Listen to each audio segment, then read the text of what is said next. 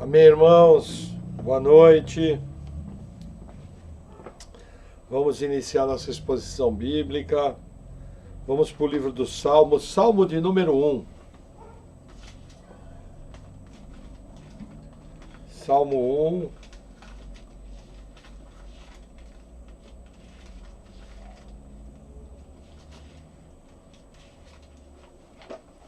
Diz assim: Bem-aventurado o homem que não anda segundo o conselho dos ímpios, nem se detém no caminho dos pecadores, nem se assenta na roda dos escarnecedores. Antes, tem o seu prazer na lei do Senhor, e na sua lei medita de dia e de noite. Pois será como árvore plantada junto a ribeiro de águas, a qual dá o seu fruto no seu tempo. As suas folhas não cairão, e tudo quando fizer prosperará. Não são assim os ímpios, mas são como a moinha que o vento espalha. Por isso, os ímpios não subsistirão no juízo, nem os pecadores na congregação dos justos. Porque o Senhor conhece o caminho dos justos, porque o caminho dos ímpios perecerá. Até aqui. Vamos orar. Senhor, obrigado por tua palavra. Eu oro em nome de Jesus, pedindo pela minha vida e pela vida dos meus irmãos. Pedindo, Senhor, que o Senhor venha nos dando entendimento de tua palavra, sabedoria, e venha me capacitando, Senhor, a expor de maneira bíblica. Sê conosco nessa noite, Senhor, em nome de Jesus. Amém. Amém. Amém, irmãos? Então, vamos ao nosso texto base, Evangelho de Mateus, capítulo 6. Lembrando que o nosso texto base está em cima de uma afirmação de Jesus. Mateus 6, versículo 24. Diz assim: Ninguém pode servir a dois senhores, porque ou há de odiar um e amar o outro, ou se dedicará a um e desprezará o outro. Não podeis servir a Deus e a Mamon. Até aqui. Veja, Jesus fazendo essa afirmação, ele divide as pessoas em duas categorias. Aquelas que realmente servem a Deus de verdade e o resto. Mais ou menos de uma maneira trivial, é a mesma divisão que tem. Ou você tem na terra filhos de Deus, ou você tem filhos de Adão, filhos do diabo. Então, assim, a questão do Evangelho, o Evangelho é radical, o Evangelho é taxativo. A coisa com Deus, ela é 100%. Deus não é Deus pelas metades, Deus de parcialidades. Então a questão aqui, que nós estamos estudando nessas passagens, é o que é servir a Deus. E como base, nós estamos usando um texto clássico, Hebreus capítulo 11. Vamos estar abrindo lá, eu vou dar uma relembrada, Hebreus 11.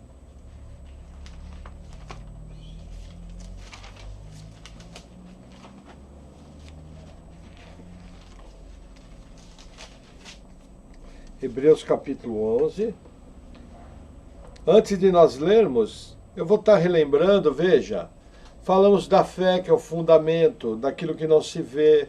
A fé é o quê? A fé em Deus, a fé no Deus soberano, a fé na salvação, a fé bíblica. Falamos de Abel, vimos as diferenças que o Novo Testamento nos mostra, dentro da revelação progressiva, qual foi a diferença de Abel e Caim.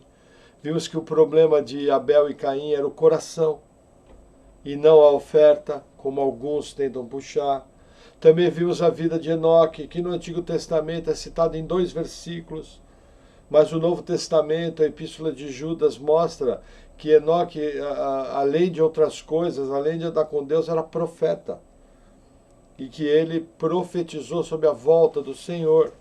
Vimos que a volta do Senhor, Jesus vai vir acompanhado dos seus santos, segundo Enoque, e segundo Pedro vai vir acompanhado dos seus anjos, o que fecha com a descrição de Apocalipse 19, a batalha do Armagedon. E aí nós encerramos. E aí a sequência do texto de Hebreus 11, nós paramos no versículo 7, que eu vou estar lendo agora. Hebreus 11, versículo 7, diz assim: Pela fé, Noé, divinamente avisado das coisas que ainda não se viam, temeu, e para a salvação da sua família preparou a arca, pela qual condenou o mundo, e foi feito herdeiro da justiça, que é segundo a fé. Que fé aqui? Veja, fé no que Deus ia fazer. Deus falou com Noé, olha, vai vir chuva e eu vou alagar a terra. Nós já vimos em outros estudos que é muito provável que não se conhecia o que era chuva.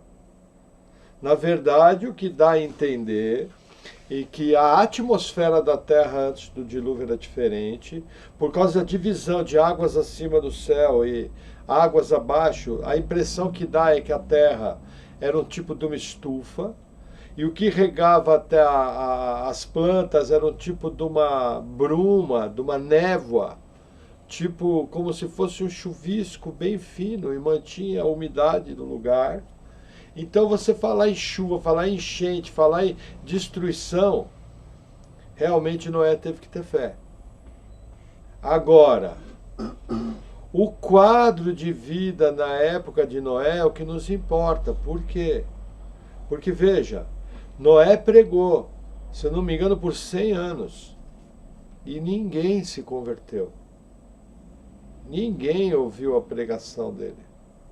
E a Bíblia fala que ele foi um pregoeiro de justiça. Então Noé foi um servo de Deus numa época muito difícil da terra. Então vamos ali rapidamente, Gênesis capítulo 6, e vamos estar analisando como é que foi servir a Deus na época de Noé. Eu vou aproveitar, vou relembrar alguns textos difíceis, sempre é bom relembrar. Então, Gênesis capítulo 6, versículo 8, diz assim. Não, nós vamos ter que ler um pouco antes. Veja. Vamos iniciar no 1 e nós vamos chegar onde eu quero chegar. Gênesis 6, 1. E aconteceu que, como os homens começaram a multiplicar-se sobre a face da terra, e lhes nasceram filhas, viram os filhos de Deus que as filhas dos homens eram formosas, e tomaram para si mulheres de todas as que escolheram. Então disse o Senhor: não contenderá o meu espírito para sempre com o homem, porque ele também é carne, porém os seus dias serão 120 anos. Vamos fazer uma divisão na leitura para vocês entenderem onde eu quero chegar. Veja, Gênesis 6 provavelmente está entre os 10 textos mais difíceis de toda a Bíblia. Por quê? Nós não estávamos presentes quando o texto foi escrito. Então, quando eu vou interpretar Gênesis 3, tem pelo menos 3 vertentes diferentes. Nós aqui na igreja, nós acreditamos, poderia-se dizer com toda humildade que é uma quarta vertente, que ela pega todos os pontos positivos e os pontos fortes das outras 3, e que nós cremos que dessa maneira harmoniza melhor o texto. Agora, o que eu tenho que entender? Primeiro, qualquer uma dessas visões, respeitando o princípio hermenêutico, é Bíblia. É visão de gente crente. Uma delas é aquela visão dos gigantes, que eram gigantes mesmo. Outra delas é aquela visão que a linhagem de Sete se misturou com a linhagem de Caim, que era a linhagem piedosa e a linhagem ímpia. Outra delas é aquela visão que havia varões de renome, guerreiros da antiguidade, os chamados Giborim, que eram valentes, que foram reis poderosos da época, que trouxeram grande violência, entendeu? E temos também a visão, por exemplo, o pessoal da BBN, aquela grande rede de rádio, bem tradicional, eles acreditam o seguinte, que seres espirituais, através de sexo ritualístico, utilizando o corpo de médiuns, de sacerdotes, eles coabitaram com as mulheres, e aquilo gerou pessoas que, através do contato espiritual, tiveram uma vantagem. Então, aqui na leitura, primeiro ponto que eu quero colocar. qual foi o grande problema de Gênesis? O grande problema de Gênesis foi mistura. Em qualquer uma dessas vertentes, em qualquer uma dessas interpretações, elas têm um ponto em comum. A linhagem que temia Deus se misturou com gente do mal, se misturou com gente, filhos de Belial. Essa verdade, ela se arrasta por toda a Bíblia. O Marcos Giancondá costuma dizer que esse texto aqui deveria ser usado para casamento, porque depois da entrega de sua vida a Jesus, a coisa mais importante é com quem você vai casar. Então, assim, primeiro ponto que houve aqui, mistura. Segundo ponto que houve aqui, veja, houve multiplicação da humanidade. Aí no versículo 2 fala, viram os filhos de Deus que as filhas dos homens eram formosas. Já expliquei para a igreja, filhos de Deus aqui, em hebraico, é Benai Elohim, que só é usado no Antigo Testamento para seres espirituais. É aqui que está o grande ponto.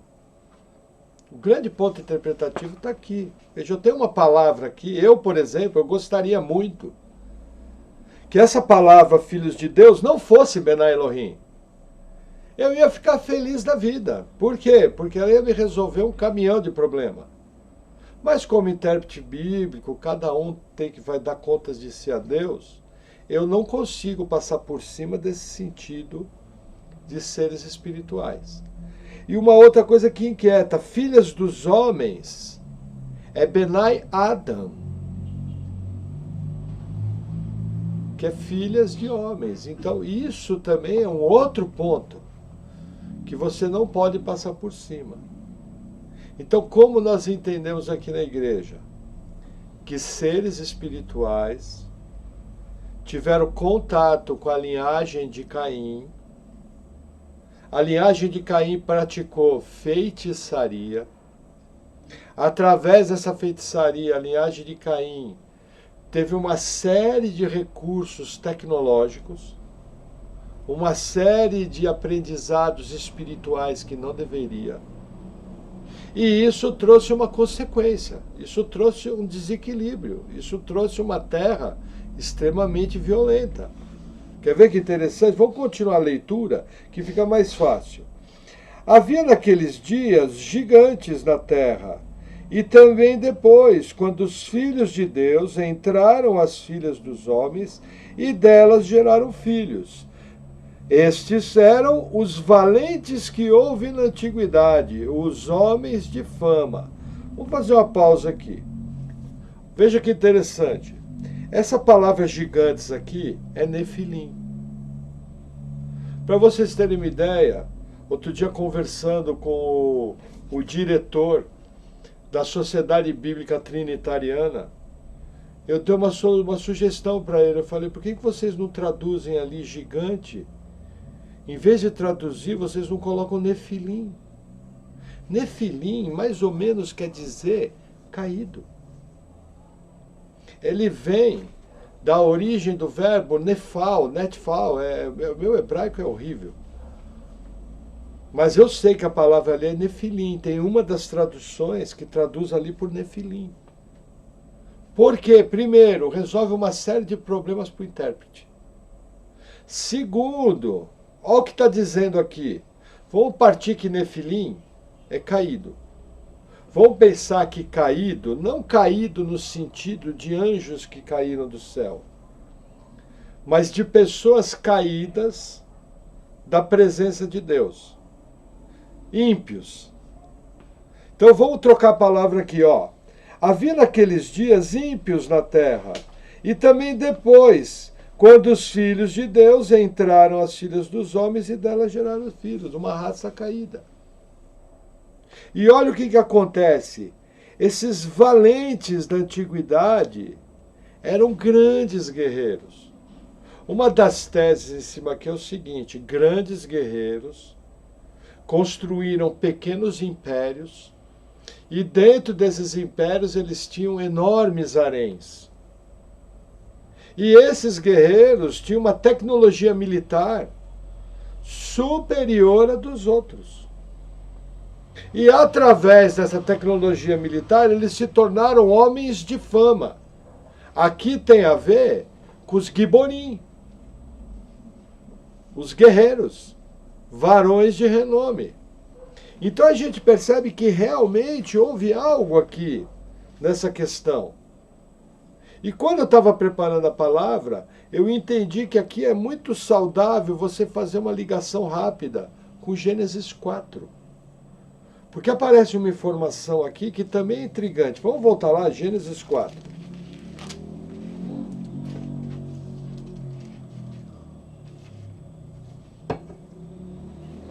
Versículo 19.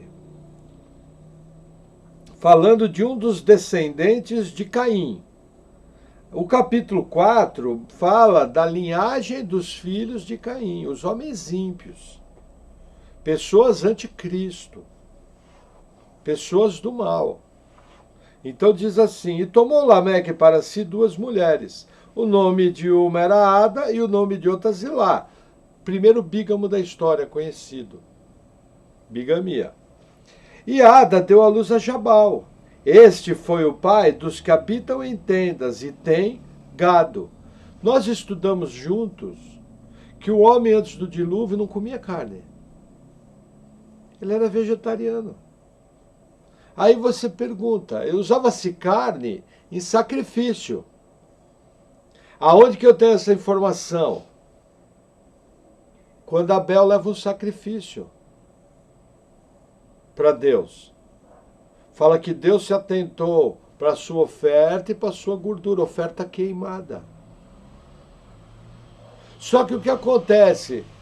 Eu crio gado, alguns teólogos dizem, porque eles queriam tirar o couro para fabricar tenda. Ah, bacana, eu vou jogar a carne fora. Eu pergunto, se você assar um belo churrasco, o cheiro que vai vir, vai abrir seu apetite ou não? Gente, churrasco é churrasco. Em terra pré-diluviana ou não. Então o que a gente começa a entender? Primeiro ponto, eles criaram esses animais para consumir a carne, para consumir o couro. Mas eles também, de alguma forma, usaram esses animais. É uma conjectura, eu não tenho base bíblica. Estou conjecturando. Para suas feitiçarias. Para contato com seres espirituais. Só que criar gado não é algo que exige tanta tecnologia. O que vem mais à frente é que preocupa. Continua o texto. E o nome dos 21, e o nome do seu irmão era Jubal. Este foi o pai de todos os que tocam harpa e órgão. Veja, aqui você tem um luthier, que é um fabricante de instrumentos musicais, que é uma coisa extremamente complexa. Alguns teólogos associam o quê? Que Satanás, um dos trabalhos dele antes da queda, era adorar a Deus. A gente percebe uma íntima ligação entre o ser humano e a música. E a gente percebe a música como uma ferramenta de corrupção humana. Uma ferramenta que difunde a degradação. Para não dizer que eu estou exagerando, outro dia eu estava ouvindo um ministro da Igreja Presbiteriana do Recife, uma pessoa formada em teologia, uma pessoa que conhece a área de música, e eles num seminário de adoração, ele falou o seguinte: a música, ela atinge uma área do cérebro, onde só ela toca aquela área, e ela fica gravada. E a gente percebe realmente o poder da música. Por exemplo, eu não consumo música secular. Por quê? Porque a música secular, para mim, me remete a um passado de uma cultura na qual eu fui criado, que eu não me orgulho. No meu tempo era assim, sexo, drogas, muita bebida e rock and roll. As músicas seculares me remetem a isso. E para muitos irmãos é assim. Por exemplo, eu conheço um irmão que era cachaça, vaneirão, jogo de baralho, a dinheiro e mulherada. Mas não tinha festa se não tivesse o vaneirão. Eu conheço outros irmãos que era forró, pinga, boate cheia de mulher e destruía a vida. Então o que acontece? Veja, existem pessoas que lidam com a música. Eu entendo que pode haver uma música neutra, mas existem pessoas que lidam com a música de uma maneira mais saudável. Eu, por exemplo, eu gosto de ouvir só louvor. Se tiver que ouvir uma música clássica, uma ópera, é diferente. Entendeu? Existe uma outra questão na música, os ritmos e batidas. Determinadas batidas é uma tendência do corpo humano de ocupar o lugar da batida e se movimentar e dançar.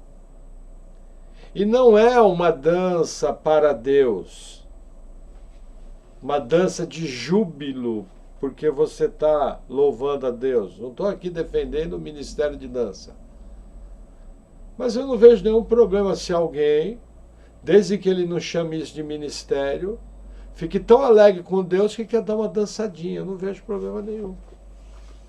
Com uma expressão de alegria corporal. Mas não queira me dizer que isso é espiritual. Porque não é. É uma expressão física do corpo, eu danço com o meu corpo. Por quê? Porque eu estou alegre. Entendeu? Cheio de júbilo. Mas a gente percebe que a música e o ser humano têm um problema. Aí você começa a construir um quadro aqui, você vê o quê? Primeiro ponto, churrasco. Segundo ponto, música. Opa! A festa começou a ser feita. Mas a pergunta aqui é o seguinte, porque o hebraico aqui foi muito bem traduzido harpa e órgão. O que é? Instrumentos de corda e sopro. Aonde que eles aprenderam a fazer isso? A Bíblia não me diz aonde eles aprenderam. Mas a Bíblia me diz que eles fizeram sim.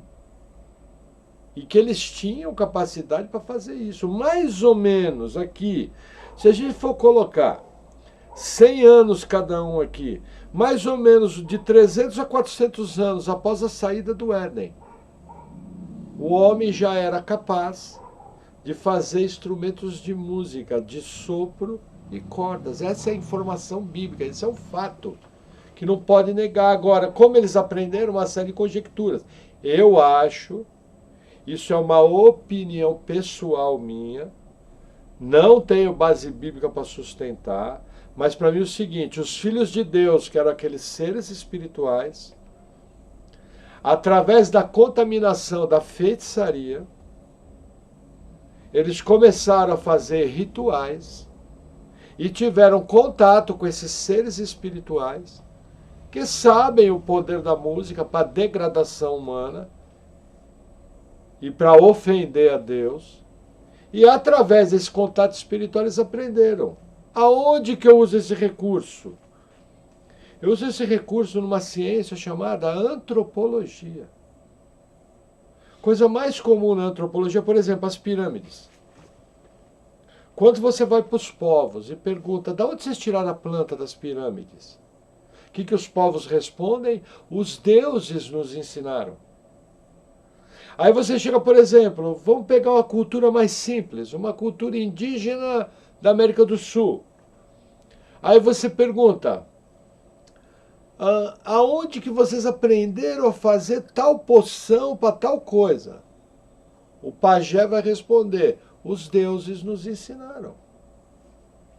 Gente, isso se repete em todas as culturas. Então a ciência da antropologia me dá uma informação confiável de que a coisa mais comum nas culturas antigas era que informações que trariam uma influência enorme sobre aquela cultura eram dadas por seres espirituais, que a gente sabe pela Bíblia que são demônios. Lembrando que filhos de Deus me aponta para seres espirituais, Bená e Elohim, eu creio que é uma conjectura muito viável você entender que essa tecnologia chegou através de seres espirituais. Por quê? Porque na base da tentativa e do erro, iria demorar muito tempo. Na base da tentativa e do erro, isso aqui é uma ciência. Gente, fazer instrumento de música é ciência. É a ciência física chamada acústica. As pessoas têm que estudar 2, 3 anos para aprender acústica. É física. Agora, quando o ser espiritual vem, por exemplo, vários instrumentos aborígenes, quem deu o instrumento foram os deuses. Por exemplo, o birimbau, da capoeira brasileira, que veio da África, quem deu o instrumento foi os deuses. Agora eu me explico, como é que o ser humano sabia que um arco com uma cumbuquinha na ponta ia fazer um som? Porque um demônio ensinou para ele. E não ensinou apenas aquilo. Ensinou uma dança, que além de uma dança, era uma arte marcial poderosíssima, que transformava os guerreiros daquela tribo africana numa força de guerra muito mais poderosa que os outros, e que veio dar uma consequência de domínio aos varões de renome. A gente vê isso aqui 3.000 anos atrás, 2.000 anos atrás, 1.000 anos atrás. Percebe que é bem plausível? Então eu creio que é bem razoável a gente entender que essa informação aqui, ela veio de seres espirituais. Outro detalhe. Continua, versículo 22. E Zilá também deu à luz a Tubal-Caim, mestre de toda a obra de cobre e ferro. E a irmã de Tubal-Caim foi Noemá. Gente, Noemá, a palavra original em hebraico aqui é a palavra que dá origem à palavra cosmético. Embelezamento. Alguns teólogos entendem que esse Noemá aqui tem muito mais a ver com o título e com o estilo de vida do que com o próprio nome dela. Eu estava assistindo o Observatório 7 e ele é um historiador super cauteloso, um historiador cristão, e ele chega a comentar de Noemá e falando do embelezamento feminino. E ele mostra algumas mulheres das culturas antigas extremamente embelezadas. Aí eu pergunto, quem colocou o gosto por mulheres no homem? Deus. Quem corrompeu esse gosto, transformando em pornografia, adultério e prostituição? Satanás. Aí eu pergunto, a gente sabe em várias culturas pela antropologia que médiums possessos de demônios têm sexo ritualístico com mulheres. Será que não foi esse o caminho? Porque a gente sabe que demônios não têm corpo. A gente sabe que anjo materializa. Mas sob uma autorização de Deus. Mas você não tem informação bíblica que demônio materializa. E embora o Novo Testamento fala que Satanás pode comparecer, mas é como anjo de luz. Não como um homem de luz. Então eu creio que dentro da limitação bíblica, aqui pode estar o sinal de todo esse sistema promíscuo, de todo esse sistema... É pecado se embelezar? Não. Mas se eu fizer isso de uma maneira santa, uma maneira de Deus. Mas pelo quadro do mundo antigo e pelo que a gente vê na história, não é bem assim. Agora, o que intriga é o Tubal-Caim. Por quê? Eu tenho anotado aqui na minha Bíblia. Ó, ferro. O ferro precisa de um forno que chega a 1.600 graus centígrados. Não é fácil, hein? Não é fácil. Entende? Aí o que acontece? O cobre é uma liga de zinco e bronze. Primeira coisa, eu tinha que ter ferramenta para colher o minério. Se eu não me engano, o minério de ferro é a bauxita. Não, bauxita é de alumínio. Eu vou lembrar o nome do minério de ferro. Gente, se você vai em Minas Gerais aqui e vê a mina de extração de minério de ferro, são máquinas poderosas. Existiu essa máquina? Eu pergunto, como que Noé construiu uma arca daquele tamanho? Do tamanho de um grande petroleiro. Como que ele conseguiu erguer as madeiras?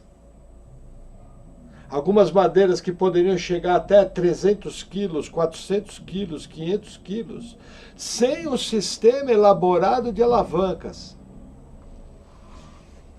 Havia tecnologia antes do dilúvio. Havia tecnologia. Agora, no caso de Tubal-Caim, ele usou isso para mexer com liga metálica. Para que você usa a liga metálica? Fabricar arma. Quem usa a arma? Os varões de renome, os giborim, homens de fama. Percebe como Gênesis 4 eu tenho toda uma informação do quadro que Gênesis 6 vai me trazer? Por isso que eu entendo, veja, quem crê que a mistura de Sete, da linhagem de Sete com a linhagem de Caim está certo? Está certo, por quê? Com certeza as duas linhagens se misturaram. Isso trouxe contaminação. Quem crê que houve envolvimento de seres espirituais está certo? Eu creio que até o momento do envolvimento com os seres espirituais está certo. Do momento em que é um gigante, eu já vejo com mais dificuldade. E veja, por mais ou menos 15 anos da minha vida, eu acreditava literalmente que filhos de... eram gigantes mesmo, gigante. 3 metros de altura, 3,5 metros. Hoje eu acredito, e como sou responsável pela parte teológica da igreja, eu acredito que esses gigantes aqui são varões de renome. São o que a Bíblia chama em outros textos de giborim. Que por causa da sua religião, por causa da tecnologia herdada, por exemplo, a gente precisa tomar cuidado com o History Channel. Tem muita papagaiada. Mas eu lembro de uma história que eu vi na América do Sul, assustadora. Assustadora a história. Por quê? Porque eram enormes pedras, numa altitude de mais de 4.000 metros, onde não tem oxigênio quase, e qualquer esforço físico é extremamente difícil. E além de arrastar aquelas mega pedras por uma distância enorme de mais de 10 quilômetros, aquelas pedras eram cortadas como se fosse cortado a laser. E aí, quando o homem branco perguntou para a cultura como que essa pedra foi cortada, que a cultura respondeu, os deuses vieram com uma ferramenta, tem desenho da ferramenta, que cortou exato assim. Quer dizer, tecnologia, é coisas que a Bíblia não diz. Mas para mim essa informação, filhos de Deus, é muito importante. Essa informação, nefilinhos caídos, é muito importante. É gente que teve contato, e para mim, conforme Pedro, nós vamos ver mais, essa casta está presa lá no Tártaro, que é o lugar mais profundo do Hades. Aí as pessoas vêm perguntar, mas irmão, como ressurgiram os gigantes depois do dilúvio? Eu entendo que os gigantes depois do dilúvio são de uma outra natureza. São homens que, em culturas que, por um motivo que a gente não sabe, pode ser até por um motivo espiritual, tem o gene do gigantismo. Mas a estatura de Golias, a gente tem esqueleto desenterrado de gente maior que Golias. Existem nos Estados Unidos famílias de gente maior que Golias. Isso é comum. Hoje aparece menos, mas século XX. Pelo menos uma dúzia de exemplos de homens daquele tamanho. Aí a gente percebe naquelas culturas, já estudamos isso, os grandes gigantes de Gath, que eles fugiram para Gath, para tudo. Provavelmente tinha um gene de mutação. E aí se tornaram guerreiros. Mas a pergunta aqui é como viver no mundo assim. Primeiro, como que Noé se manteve vivo? Porque, olha, vamos voltar em Gênesis 6. Olha o ambiente naquela época. Gênesis 6, versículo 5. E viu o Senhor que a maldade do homem se multiplicara sobre a terra, e que toda a imaginação dos pensamentos do seu coração era só má continuamente, a maldade humana. Então arrependeu-se o Senhor de haver feito o homem sobre a terra, e pesou-lhe seu coração. E disse o Senhor: destruirei o homem que criei de sobre a face da terra, desde o homem até o animal, até o réptil, até a ave dos céus, porque me arrependo de os haver feito. 8. Noé, porém, achou graça aos olhos do Senhor. Por que Noé não foi destruído? Pelo mesmo motivo que você foi salvo, por causa da graça de Deus. Noé foi um escolhido, da mesma maneira que nós somos escolhidos, eleitos. E aí o texto continua. 9. Estas são as gerações de Noé. Noé era homem justo e perfeito em suas gerações.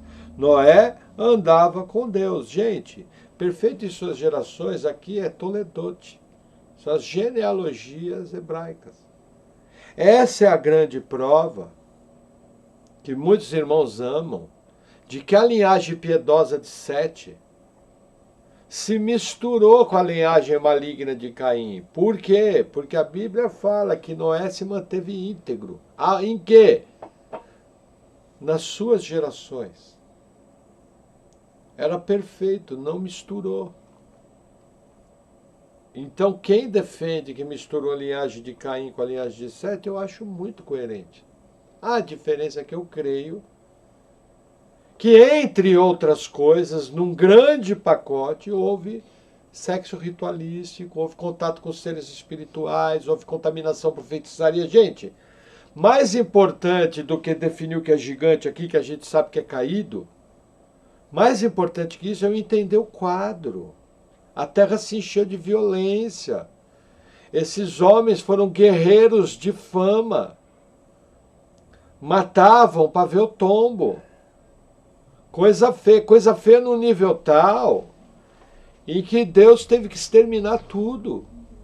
A malignidade humana chegou num ponto onde sobrou apenas uma família pura. Veja que interessante, o pai de Noé morreu no ano do dilúvio.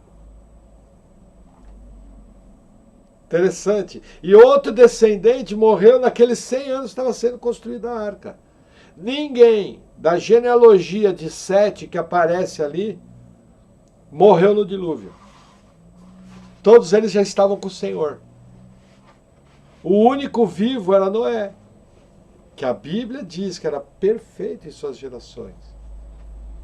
Eu creio que isso aqui harmoniza bem, mas veja, como que Noé sobreviveu? Eu pergunto, com esses gigantes, não era um cara que dominava a tecnologia, não era um cara que tinha recursos, ele tinha recursos naturais. Ele precisava saber o lugar onde colheu a madeira. Ele precisava saber o lugar onde tinha o poço de betume. Ele tinha tecnologia para construir aquele barco. Ferramentas. Coisa bem feita. Da onde que veio isso? Primeiro, Noé achou graça aos olhos de Deus.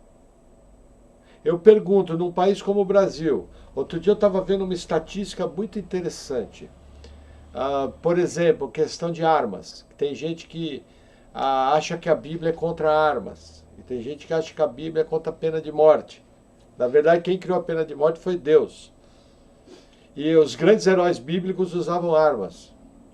Pedro, mas não na época de Jesus. Pedro usava uma espada, cortou a orelha de Malco. Sorte dele que errou o golpe.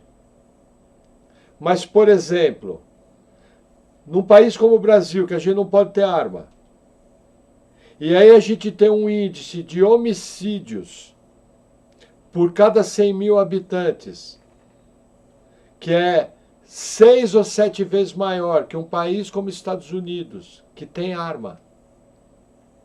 Por exemplo, no Brasil, são 29 homicídios a cada 100 mil habitantes. E o Brasil não se tem arma. O governo detém o monopólio da violência. E as facções criminosas. Os narcotraficantes. Que financiam um monte de coisa. E no meio disso está o povo. Como que você, cristão, consegue sobreviver num país como o Brasil? 29 homicídios a cada 100 mil habitantes. Só pela graça. Em contrapartida, Estados Unidos, Paraguai, que a arma é liberada. 5 homicídios a cada 100 mil habitantes. Então é uma mentira que a arma gera morte. Quem gera morte é violência. Quem gera morte é falta de lei. Quem gera morte é filhos de Belial. Agora, a questão aqui é o seguinte: Noé tinha armas? Não sabemos. Os cristãos hoje em dia no mundo têm armas? Alguns até têm, outros não. Mas como Noé, como os cristãos se mantêm vivos? Pela graça.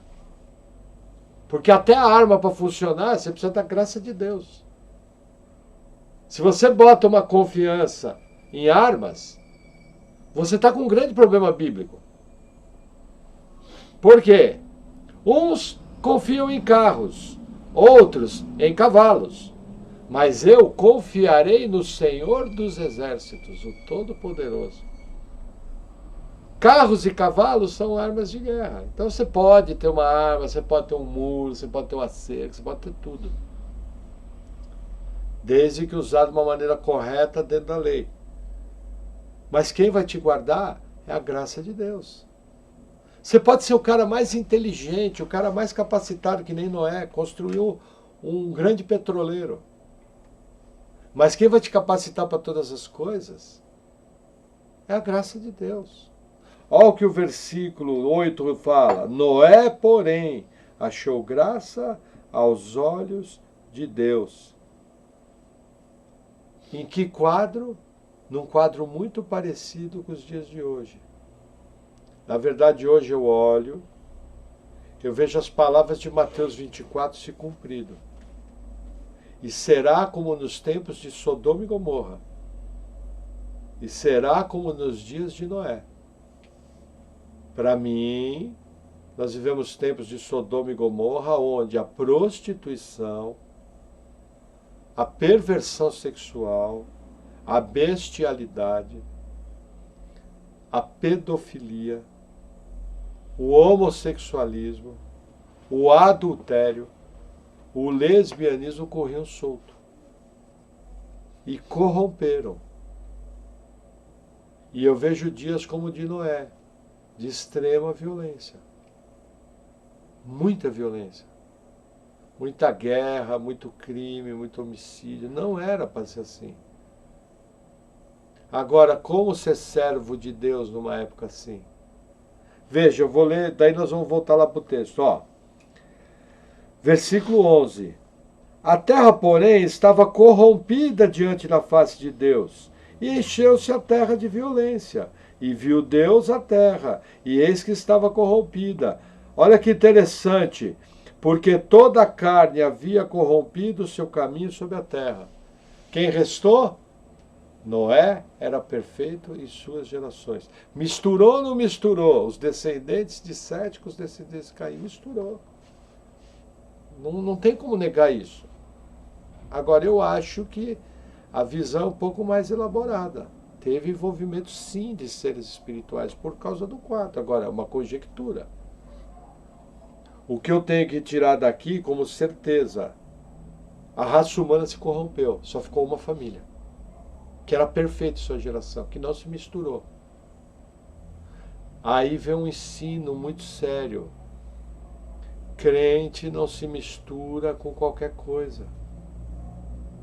Nós somos embaixadores de Cristo, a gente leva a palavra de Deus aos lugares, a gente conhece pessoas que não são cristãs. Porém, a gente não deve se misturar. Existe um problema na igreja moderna, por causa de uma coisa chamada evangelismo criativo. Tem crente sentando em lata de lixo. Tem crente, em nome de uma modernidade, querendo ser moderninho. Por exemplo, hoje em dia você vê crente com um linguajar chulo, com palavras que não deveria falar. Ah, não é palavrão, mas é chulo. É grosseiro. Você vê crentes com conversas ímpias. Hoje em dia você vê crentes defendendo ideologias anticristãs. Tudo isso é consequência de querer ser moderninho. Tudo isso. Por exemplo, pela Bíblia, é pecado eu sentar na mesa de um bar. E agora eu vou ser radical, vou dar minha cara para bater. E pedir uma dose de uísque, tomar dose de uísque. Eu posso dizer pela Bíblia que é pecado? Pela Bíblia eu não posso dizer que é pecado, mas vou falar uma coisa para você, é a coisa mais horrível que tem. Primeiro, não glorifica a Deus. Segundo, você está sentando lá na lata de lixo. Terceiro, você está envolvido num ambiente extremamente corrompido. Quarto, é um testemunho público horrível. Entendeu? Quinto, alguém que é cheio do Espírito Santo. O que Paulo fala? Ó, não vos embriagueis com vinho, onde há contenda, mas enchei-vos do Espírito. Sabe? O fato da Bíblia não dizer que é pecado não me autoriza a fazer. Ah, mas eu sou dono do mundo, eu posso ir onde é. Mas, sabe? Você não tem nada espiritual para fazer. Você não tem ninguém para evangelizar. Você não tem um programa familiar para fazer. Você não tem um lugar retirado. Você com sua família, de repente, quer tomar uma taça de vinho, moderadamente ali, não vai dirigir depois, num ambiente familiar, sem ímpio em volta. Sabe? Por exemplo, se eu ir num barzinho de rock, é pecado. Ao pé da letra, não, mas é pecaminoso. Existem coisas que ao pé da letra não são pecado. Ali, letra preta, papel branco, mas é pecaminoso. As más conversações corrompem os bons costumes. Nesse tipo de lugar, que tipo de conversação vai ter? Nesse tipo de lugar, que tipo de prioridade de coisas que atrai as pessoas ali vai ter?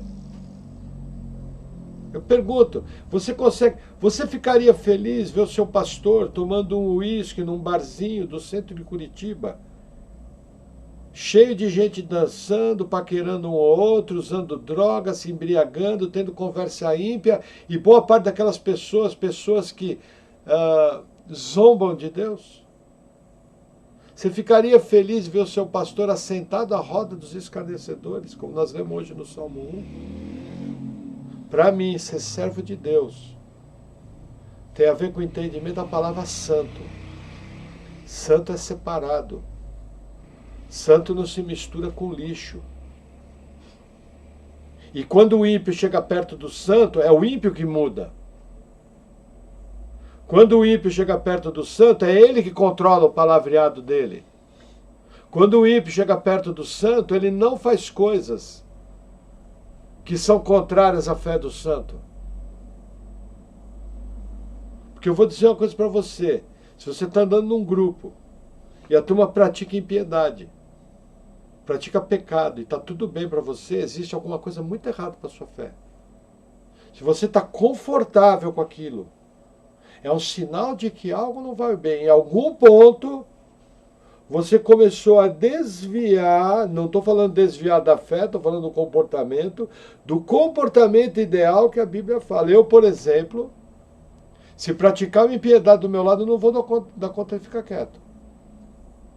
E já vou chegar para a pessoa e falar, ó, parou aqui. Vou dar um exemplo bobo. Tá andando na rua com um grupo, alguém vai e risca o carro. Entendeu? Se sou eu vou pegar um bilhete e vou pôr no carro. Ó, eu sei quem foi que riscou, eu vou te mostrar. Ah, não gostou. Dou-lhe uma raquetada na orelha. Entendeu? Não vai andar comigo, não vai estar junto. Não quero. Quando eu era ímpio, eu não andava com gente assim. Imagina agora que eu sou crente, que o Espírito de Deus habita em mim. Ah, pastor, take it easy. Opa, pera lá. Que modernidade que é essa? Eu entendo que quer ser servo de Deus em dias de Noé é você se manter incorruptível numa geração corrompida, onde todo mundo está pensando ao contrário. Gente, daqui a pouco nós cristãos vamos ser tratados como criminosos. A Bíblia vai ser acusada de um livro de ódio.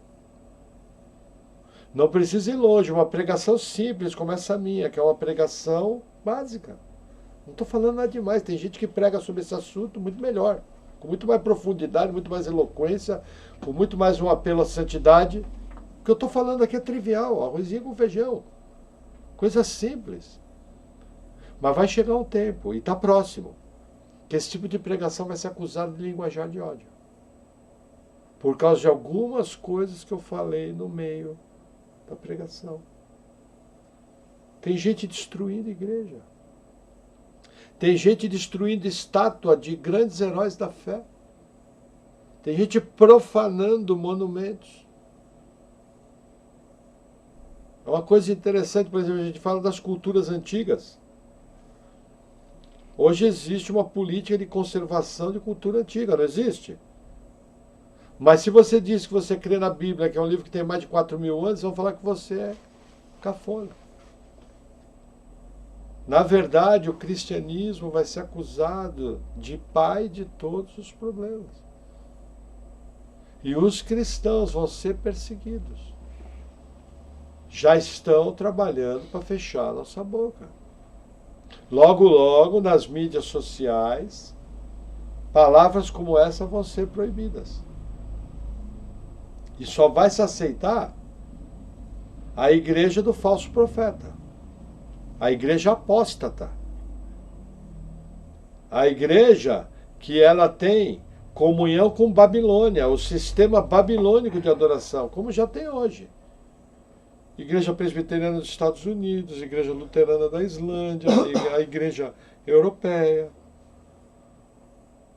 alguns batistas. E vai piorar, é que a gente vive no Brasil. Veja, outro dia eu estava vendo um negócio interessante. A Estônia. Existem 3 países ali, perto da Noruega, perto da Suécia e perto da Dinamarca, lá no norte da Europa, lugar frio, bastante neve. É a Lituânia, a Letônia e a Estônia. A Estônia é o país do mundo menos religioso. É o país menos religioso do mundo. Nas pesquisas que fizeram, 19% da população diz que a religião é importante para ela. Você tem uma ideia, no Brasil, mais de 80% diz que a religião é importante. Países desenvolvidos só salvam um país, Estados Unidos. 62% dos americanos alegam que a religião é importante. Só. O resto foi tudo para cucuia. E aonde que eu estou querendo chegar? O que aconteceu com a Estônia? Estônia era um dos maiores países cristãos do mundo em 1920. Mais de 90% da população era cristã, católico, protestante. O que houve? Esse país foi varrido 35 anos por ideologia comunista anticristo. E desenvolvesse no país uma visão individualista. Desenvolvesse no país uma visão ateísta. De uma forma diferente dos outros. E hoje ninguém é cristão. Veja, comunismo é anticristo? Sim. Só que a Polônia teve debaixo do mesmo regime, não aconteceu isso. A Polônia é um dos países do mundo de religião mais importante. A Romênia tem o chamado Inverno de Praga, acho que Praga não é a capital da Romênia, a capital da Tchecoslováquia. Mas na Romênia, na Tchecoslováquia, foram duramente perseguidos. E são países religiosos. Mas existem determinadas culturas hoje que varreram o cristianismo. Você chega na Europa, na roda de jovens. Se você falar que você acredita em Deus, vão torcer o nariz para você. Acredita em Deus. Se você falar que você é um crente, leitor de Bíblia, assistidor de culto, cantador de hino, você vai ser ridicularizado. A Europa que mandou missionários para o mundo todo, ela tem que receber missionários para isso. Eu pergunto, não é parecido com os dias de Noé? Não é parecido com os tempos de Sodoma e Gomorra? Mas vamos prosseguir. Vamos para o Novo Testamento, tem 2 textos que eu preciso ler. Primeira Epístola de Pedro, capítulo 3. Quanto tempo tem de pregação ali? 56. Isso, então tá. O Senhor nos abençoou que nós pudemos falar bastante do tempo de Noé. Vamos lá, 1 Pedro, capítulo 3.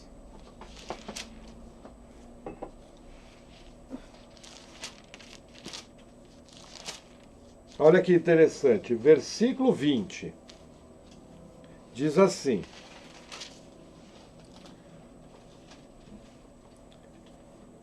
vamos ler o 18.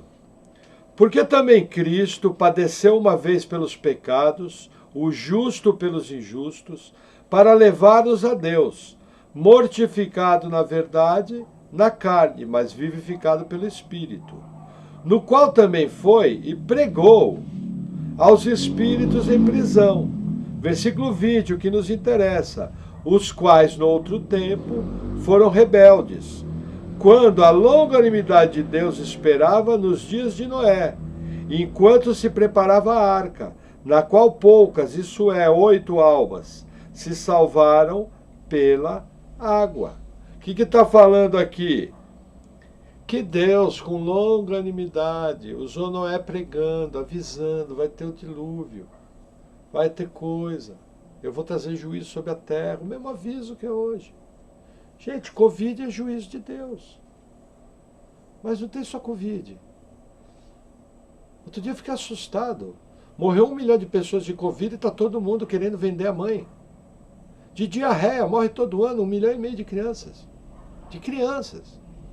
1,5 milhão. Meu Deus, vou ter que vender a Itália. De tuberculose morre 750 mil. Informação, Organização Mundial de Saúde. Nós vivemos num mundo ímpio.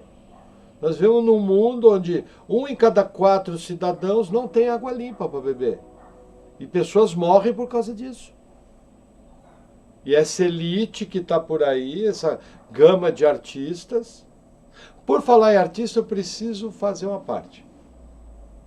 Para encerrar. Deixa eu só ler o outro texto e nós vamos voltar. Veja, versículo 20. Os quais no outro tempo foram rebeldes, quando a longanimidade de Deus esperava nos dias de Noé, enquanto preparava a arca. O que acontece? Deus avisou, Deus deu chance.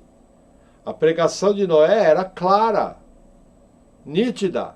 Vai vir o dilúvio, vai matar todo mundo. Simples assim.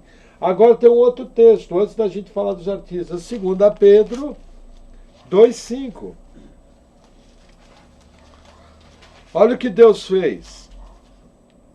E não perdoou ao mundo antigo, mas guardou a Noé, a 8ª pessoa, o pregador da justiça, ao trazer o dilúvio sobre o mundo dos ímpios. É isso que vai acontecer agora. Agora, o mundo de ímpio, que tem a ver com os artistas. Veja, semana passada, a Academia de Cinema de Hollywood, que é a entidade que premia uma coisa chamada Oscar, Para mim, Maurício, a tradução da palavra Oscar é lixo.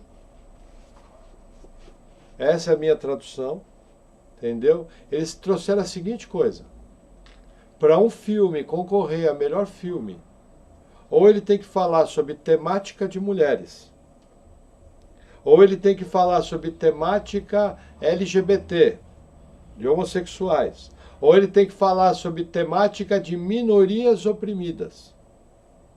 E ele tem que ter dentro do seu quadro de autores pessoas que pertençam a essa minoria. Eu vou dar o nome disso aí. Isso aí é censura. Isso é ditadura cultural. Se eu chegar lá e falar, eu vou fazer um filme de pessoa perseguida. Que bom, vai concorrer. Esse filme é sobre os mártires cristãos do 1º e 2º século. Não entra nessa lista. Sabe por quê? Porque é cristão. Sabe por quê? Porque esses pervertidos, eles dizem que por causa do cristianismo a mulher é oprimida. Sendo que eu provo na Bíblia que não. Por causa do cristianismo a mulher é protegida. Esses oprimidos falam que por causa do cristianismo homossexuais são agredidos. Eu pergunto, quando que você viu um crente tratar mal, mexer um fio de cabelo, estou falando de uma pessoa nascida de novo, fazer algo para o homossexual? Nunca. O nascido de novo jamais vai fazer isso. Jamais vai fazer isso. O máximo que o nascido de novo vai falar: olha, fulano, não leva mal não. Eu não quero encrenca com você, mas eu creio que isso aí é pecado. Do mesmo jeito que mentira é pecado, do mesmo jeito que homicídio é pecado, do mesmo jeito que adultério é pecado, do mesmo jeito que aceitar suborno é pecado. Você é tão pecador quanto eu também sou pecador. Um crente nascido vai falar isso. Agora, já é uma preparação para que os cristãos, num futuro muito próximo, sejam perseguidos. Nós vamos ser perseguidos ideologicamente. Isso vai acontecer. Vai chegar o tempo em que a Bíblia vai ser proibida. Vai chegar o tempo que alguns de nós vão ser levados para o cárcere. É algo que está acontecendo. Existe muita coisa acontecendo nos dias de hoje. Não precisa muito, meia dúzia de informações na internet. Agora, essa do Oscar me causou temeridade. Mas eu comecei a olhar para trás e eu comecei a lembrar, veja, eu venho do mercado de cinema. Eu trabalho no mercado de cinema desde o ano de 91. Minha esposa trabalha no mercado de cinema desde o ano de 1988. 86. Meu pai, falecido, trabalhava desde o ano de 88. E eu lembro coisa que a gente não tinha percebido. Por exemplo, teve um filme que ganhou o melhor filme. Qual o nome? O Segredo de Blackbrook Mountain. Qual que era o enredo do filme? 2 cowboys com jeito de machão que eram homossexuais. Por exemplo, eu vendi um filme que era considerado uma obra de arte, Priscila, a Rainha do Deserto, que era a história de 3 homossexuais que viajavam pela Austrália. Entendeu? Tem algumas coisas corretas, por exemplo, quando o filme critica espancar o homossexual, eu também critico. Eu sou a favor que se alguém espancar o homossexual porque ele é homossexual, tinha que ter um acréscimo na pena de 50%. Se alguém espanca uma mulher porque ela é mulher, tinha que ter um acréscimo na pena de 50%. Da mesma maneira, se alguém espanca um bandista, um cristão, por qualquer motivo tinha que ter um acréscimo. Um absurdo isso aí, você não pode aceitar isso aí nunca. Você não pode aceitar tocar num fio de cabelo de um homossexual, de uma mulher, de um crente, de um bandista. Nós temos que aprender a se respeitar. É isso que a Bíblia ensina. Você não vê Deus mandando raio na cabeça dos ímpios, não. Você vê Deus mandando o sol sobre todos os telhados. O livro de Atos mostra que Deus deu sustento para os homens, quando eles desprezavam. Até hoje dá sustento. Agora, ditadura cultural é ou não é uma preparação para que o cristianismo se torne, como dizem as ideologias de esquerda, se torne um corrompedor da sociedade. Algo nocivo. Porque a ideia de toda ideologia da esquerda é destruir o cristianismo. É destruir a família judaico-cristã. É destruir a família como Deus propõe. Esse é o alvo. Então entendam, é tempo de acordar. É tempo de vigilância. É tempo de estar atento, como eu já expliquei. Só vai ser livrado da tribulação a testemunha fiel, o crente de verdade, aquele que não se mistura com o mundo, aquele que não se corrompe num mundo que está totalmente destruído, aquele que é íntegro como Noé. Nossa, irmão, mas o pastor está exagerando. Veja, palavras de Jesus. João Batista, dos nascidos de mulher. João Batista é o maior no reino dos céus até hoje.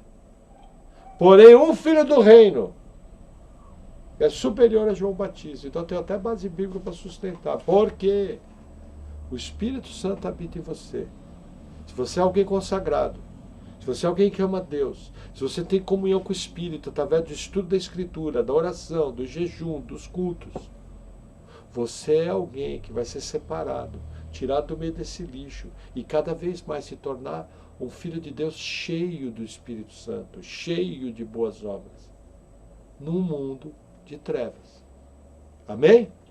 Amém. Vamos orar? Senhor,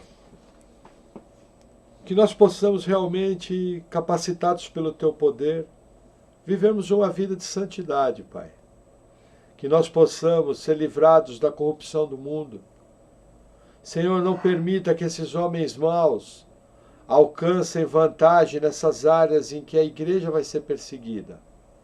Nós sabemos, Senhor, em que vai existir um tempo em que nos tornaremos inimigos da humanidade, mas nós intercedemos junto a Ti, pedindo que o Senhor venha nos livrando desses homens maus, que o Senhor venha mudando o coração dessas pessoas.